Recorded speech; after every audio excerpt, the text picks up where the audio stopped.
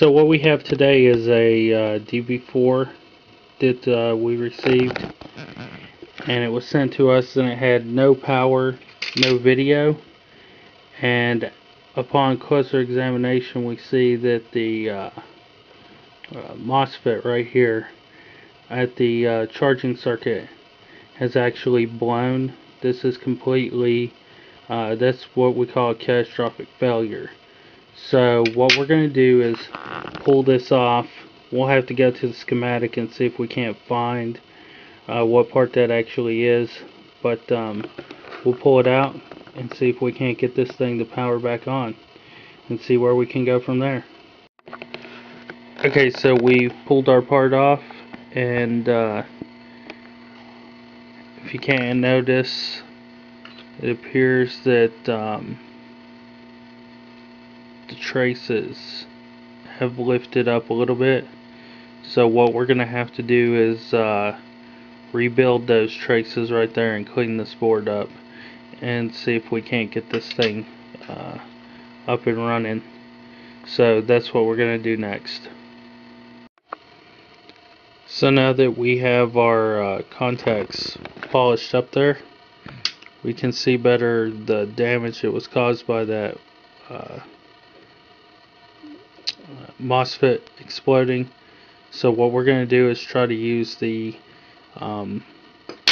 pin here to rebuild the traces, and then go from there and see what can be done after it dries. See if we can't reattach one.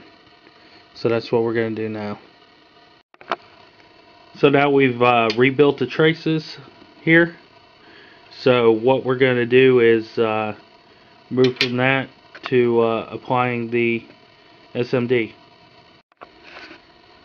So as we can see here, we finally replaced our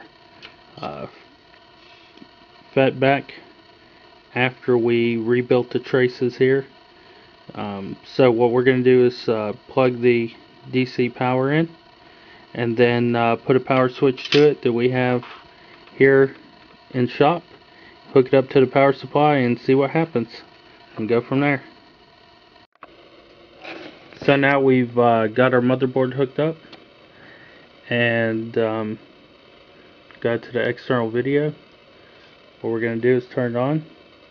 So we see we get lights, and we're just going to see if it's going to sync to the external, which it does. So we get external video, and we're going to say this is finished. Went from no power to power, sure enough.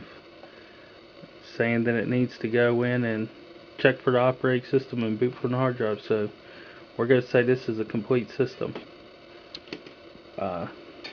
Went from no power to power. Up and running. So surprisingly enough, our only issue was this FET right here. So once we changed this burned out FET, rebuilt the traces, and did a little solder work, a little pin work, we got everything up and running. So like we said before, when we got video, got power, got everything go to external, we're going to say that that's a complete and repaired system. So there's to rebuilding the traces right there. Not the prettiest job, but it gets it all done. Now, unlike the other videos that I've done before, this time I've decided to do a little insight. So because I know I'll get questions on it. This is what I use to rebuild the traces on the board. This is a precision sander. It's sanded the corrosion off after we washed the motherboard in rubbing alcohol. Of course, we use 99% rubbing alcohol to do that, and then precision sanded it to buff it clean, get the corrosion off, and then we used this circuit rider here to rebuild the traces. Now, of course, if you're going to rebuild the traces, you need to do it while it's cold. And of course we used the hot air gun to pull it off with a pair of tweezers. Now, tweezers that I use on a regular basis are not these. I use the flats. The pointy ones just don't get the job done. The flat ones do. So on a regular basis I use the flat tweezers to pull stuff off. So that's how that goes. As with everything else, I got my trusty syringe full of flux, and the flux that I was using this time happened to be Kester. So Kester liquid flux through a tip.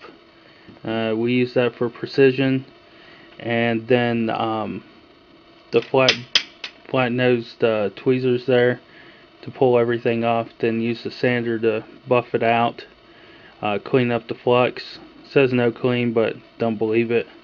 And then use the circuit rider to rebuild the traces and put everything back together with the hot air gun. So that'll have it. That'll be that for stuff that I use to get the job done on this one.